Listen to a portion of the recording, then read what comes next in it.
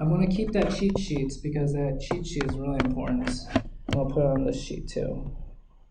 I'm going to make a master sheet for you guys too.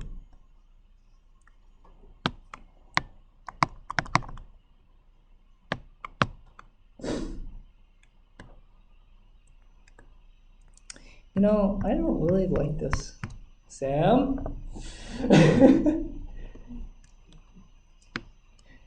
Okay, is this working again? Wow, it works. Just calling from him works. Okay. Do you see that too? Oh, let's go. Okay. I'm going to keep that cheat sheet, because that cheat sheet is very important. Okay. Alrighty. Next part. How do arrhythmias happen? Now I'm going to talk about arrhythmias, like specifically why arrhythmias happen. Arrhythmias happen mostly due to this concept called reentry. And I'm going to talk about reentry in a way that's easy. It will only take a few seconds. And there are two types of reentry that you need to be aware of in order to be able to decide what drugs you need to use. So this is your heart. What is reentry? Reentry is the leading cause of arrhythmias. And reentry happens in two mechanisms. And one of the most common mechanisms is usually when you have dead tissue. And dead tissue, I'm going to make that little block over here, this little triangular block in the middle of the heart. I'm just going to call that dead tissue. It's dead tissue. And since it's really small over here, I'm just going to make it a little bit bigger so that you can actually see this big mass of dead tissue. This is your ventricle over here. I'm just magnifying it so that you can see. All right, so that's your dead tissue. Okay. So what usually happens is when you have dead tissue, it loses all conduction. There's no conduction in dead tissue. However, sometimes when some tissue is ischemic for very long times, their properties change a little bit. And this is what we call a unidirectional block. So the cells over here, what I'm going to be drawing on my left, is an area of tissue that is not completely dead, but it's wonky. It's weird because, and usually these things are called unidirectional blocks. And unidirectional blocks means that if you have an action potential coming down from this direction, when it comes over here, it gets blocked. It can't go past this area.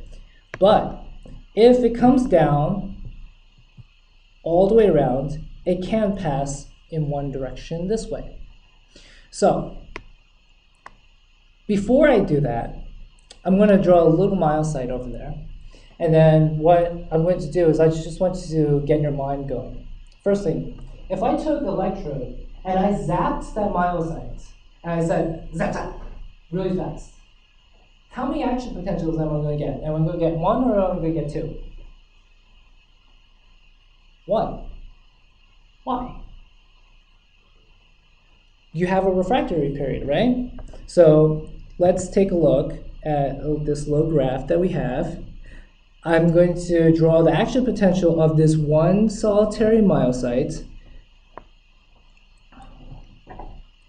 And this is where the action potential starts. And then you have this long period of time over here where you can't have another action potential. Do you remember what that was called again? It's your absolute refractory period. So think of it that way. If I do zap, zap, one action potential only. But if I do zap, zap, how many action potentials am I going to get? Two, right? If you have enough time, it's going to do two, right? Okay, so this is what's going to happen. You start from this myocyte, okay? So it sends its action potential, and there's only one way it can go, right? I mean, it can go this direction, it can't go this way, right? Because it's a unidirectional block. So it goes myocytes by myocytes, it goes cell by cell. Each of those cells will have the same action potential. It's going cell by cell by cell by cell by cell by cell by cell by cell by cell by cell by cell, and then it goes in a circle. Let's say that this went really fast. Zap, zap, really fast. If it went fast enough, would you be in absolute refractory period? Yeah, you would. If you went slow enough, what would happen? So if you zapped it once, and then you kind of went, and then you zapped it again, what will happen? You're going to start another action potential. So, your drugs will be based on this. So, let's take a look. If you zap this cell, and if it goes all the way around, it's going to come around, and it's going to ask that cell from that full circle and say, are you in absolute refractory period? Are you ready for another action potential?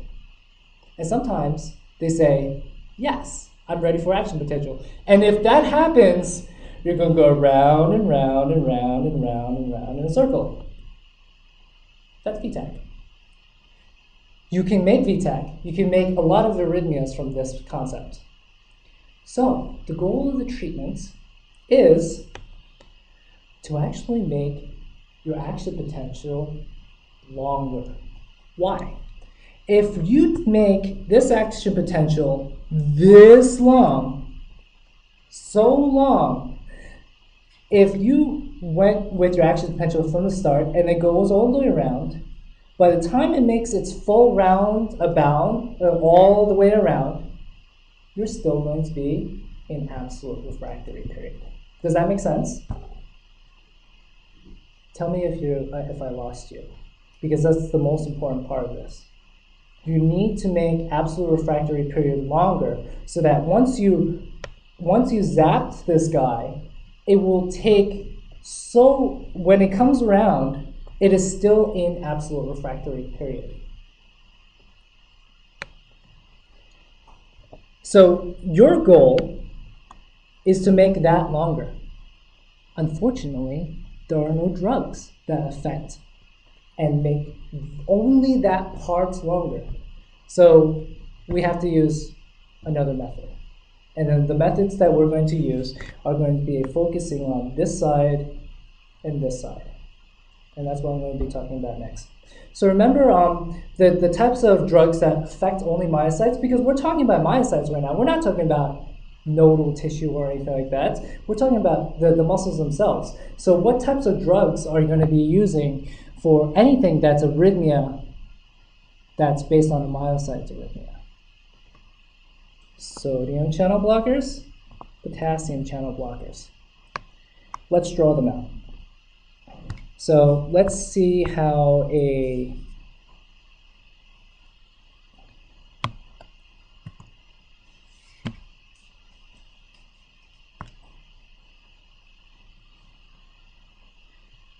myocyte looks like. Remember, the myocytes looks a little bit different, right? It's going to go up really fast. It's going to plateau. It's going to come back down. This one over here, let me just draw it over here. What channel is that? Sodium fast.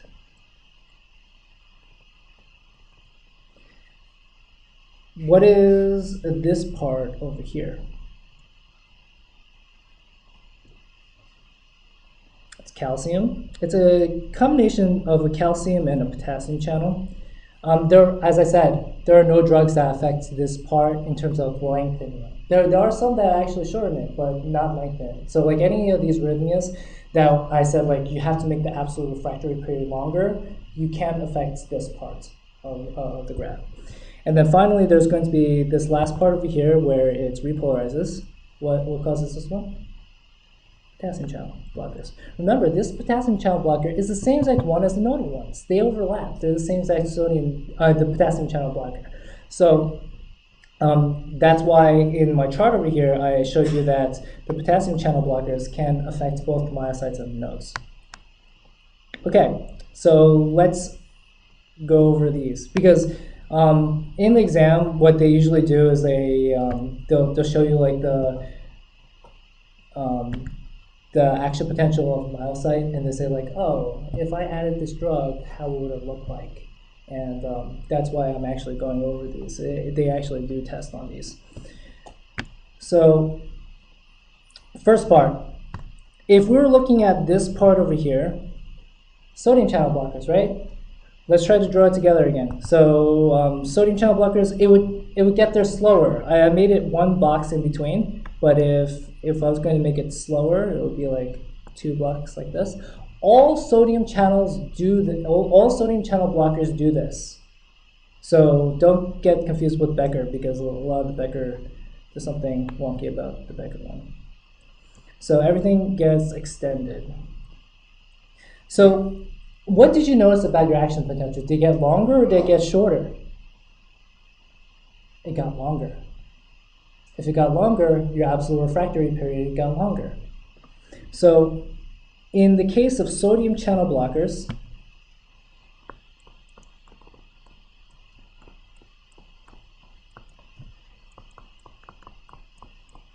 they're going to increase the absolute refractory period.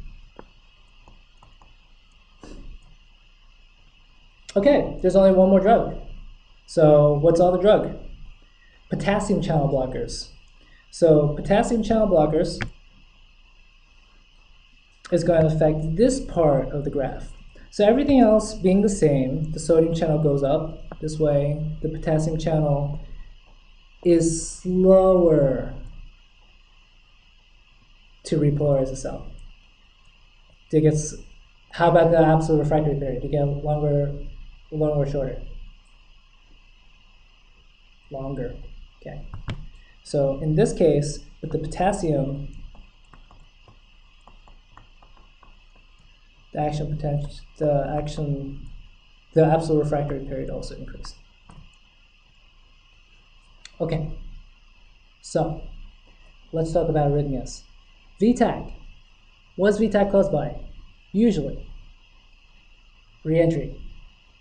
Reentry, is that a nodal problem or is that a muscle problem? Muscle problem. What drugs would you use for VTAC? Sodium channel blockers or potassium channel blockers? Let's go back. Let's do sinus. No, not sinus. Let's do atrial fib. What would you use?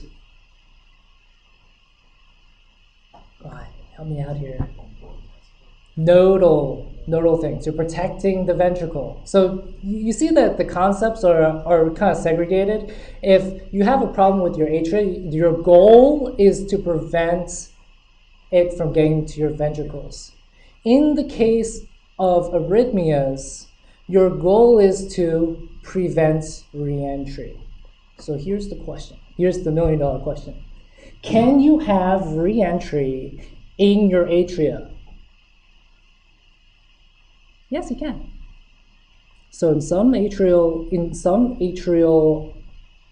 arrhythmias, such as atrial flutter is an instance of reentry. So can you use one of these sodiums or potassiums on atrial flutter? You can. Okay, so with that in mind, let's look at this thing. All right, so hopefully I gave you enough so you can understand how to decipher these charts. First thing, if you had any type of atrial thing, what's your goal? Atrial type of arrhythmia, what is your goal? Protect ventricles. So, sinus tachycardia, as I said before, sinus tachycardia is a problem with the SA node. It's sending too much signal to your AV node. So you want to protect your ventricles. What would you use? Nodal blockers. Nodal blockers? What nodal blockers? 2, 3, and 4. Technically, you can use 3, but 3 is affecting myocytes. There's no problem with myocytes. Figures 2 and 4. Atrial flutter. They're all stuck in here together. But you don't have to decipher it because, think of it. There are two types of approaches to fix atrial flutter. One is to protect ventricles. Circle the ones that you think will protect the ventricles. 2, 3, and 4. 2, 3, and 4. What is going to prevent the reentry?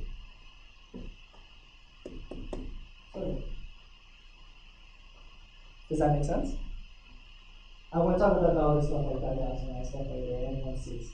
That's what one reentry for that. PSVTs. What are PSVTs? Proximal supraventricular tachycardias. Proximal supraventricular tachycardias. They're just signals from the atria that is making your heart beat really fast. Supraventricular. What is the goal of treatment? You want to stop, you want to protect the ventricles. Once again, 2, 3, 4. The things that you want to be using, same as atrial flutter as well, 2, 3, 4. Sometimes these PSVTs are caused by reentry. Why would you use adenosine? Why? Protect the ventricles. Does it make sense? Okay, so I'll talk about AV block later. Ventricular tachycardia. Ventricular tachycardia. VTAC. What causes VTAC? Reentry. Is that a myocyte problem or is that a nodal problem? Myocyte problem. What drugs can you use for myocyte problems? 1 and 3. So you notice that the 2 is put at the end. That's actually really minor, and it's VTAC that's caused by something at the node. Like there are some reentries that happen at the AV node. Don't need to know that one. Just know the 1 and 3 for the ventricular tachycardia. And then torsades I'll talk about in a bit, but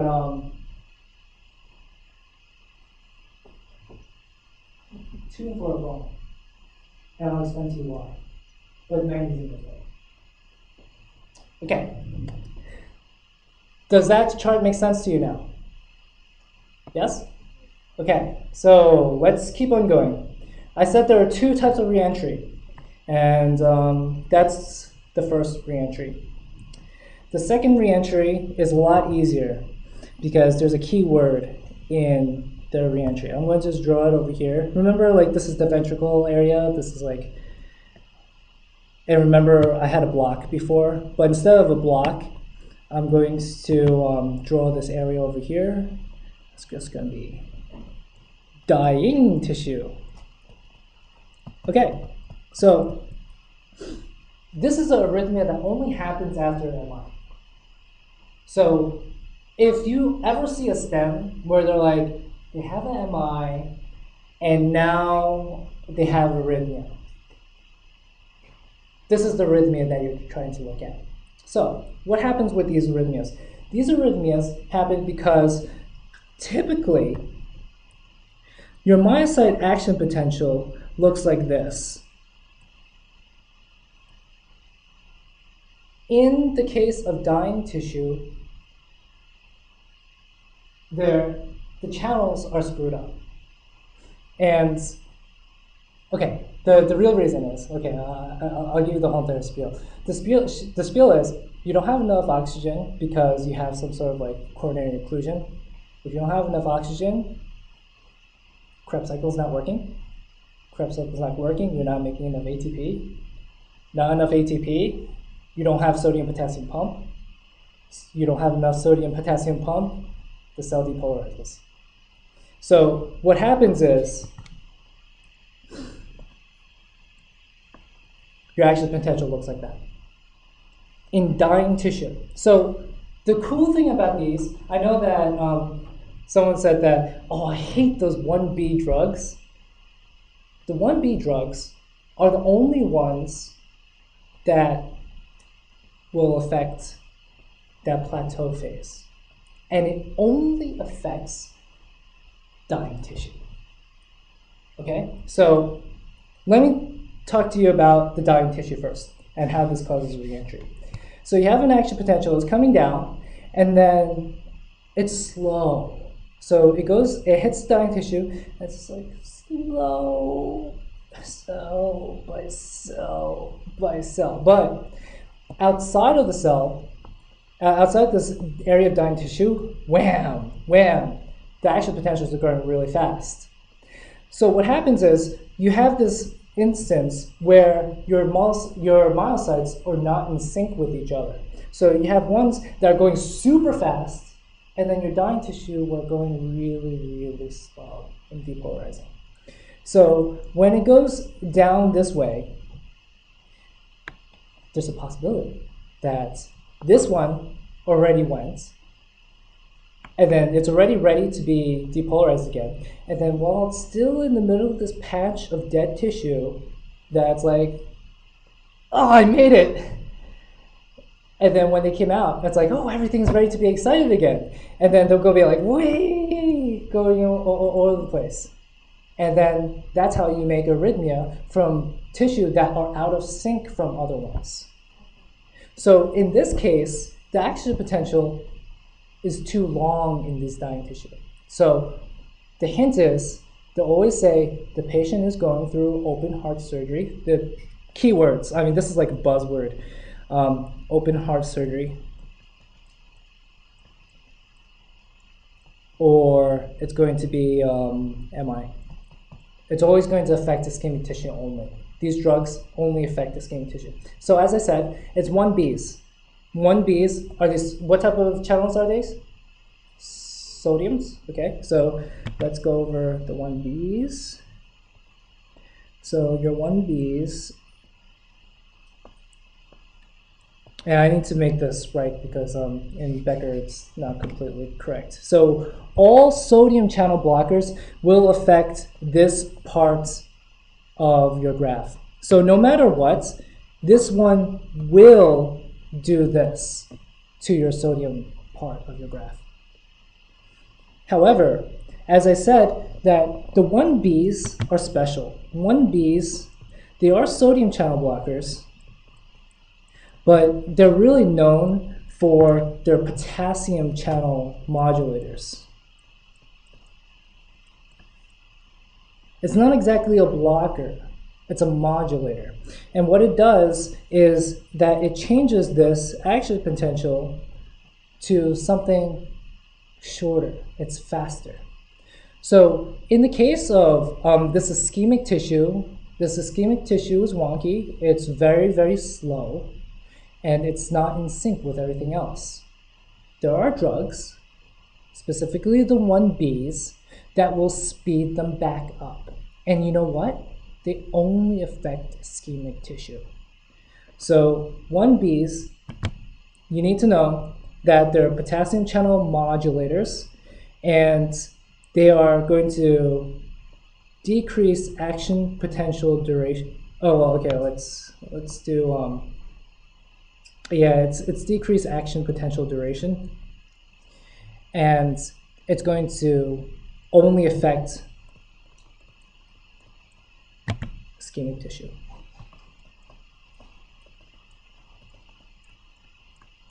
Okay? So, there's one last thing. You have 1Cs, right? The 1Cs, as you will know, will also affect this part over here. It will be rarely tested because 1Cs are last resort drugs. 1Cs are, we've tried everything we possibly have, and the person's not getting better in terms of the arrhythmia, their VTAC, and we have nothing else. We're going to give them a 1C. So just know that the 1Cs are last resort drugs. In fact, many times they make the patient die as much as they save them. So, I mean, they're only used when it's like, oh, well, throw the kitchen sink in it. and that's what that 1Cs are used for. They aren't usually tested unless they're going to be asking like a graph, and the only thing that affects is going to be that sodium channel part. All right, so we went through all the antiarrhythmics. I think what I'm going to do is I'm going to give you I'll quiz you a little bit on some of these things, and then I'm going to give a break, and then for the last 15-20 minutes, I'm just going to talk about the major drugs that are in each of these categories and their side effects that I've seen them tested. And also, really quick before I let you go. Okay, so Brian, where are the lobsters?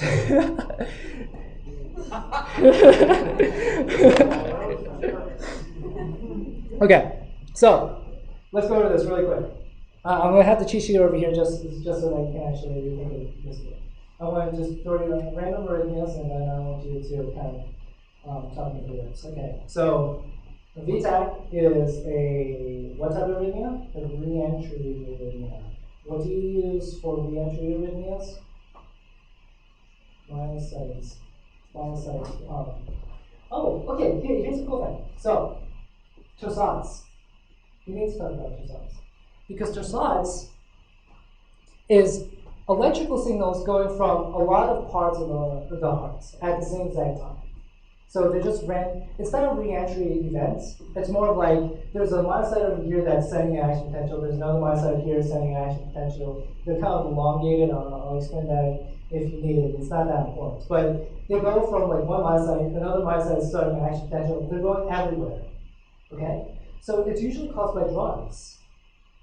And the cool thing is that you can deduce which ones would cause torsades based on what I told you to memorize at the start. Because some drugs affect the nose. Some drugs affect glasses. So if torsades are abnormal activity in terms of myocytes, what are the drugs that cause torsades? Yeah.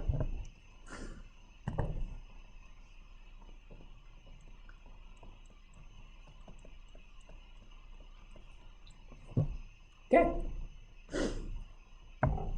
It makes it so simple now, right?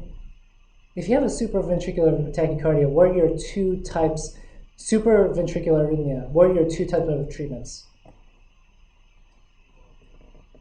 Protect your ventricles and to stop the reentry, if it's a reentry from the top.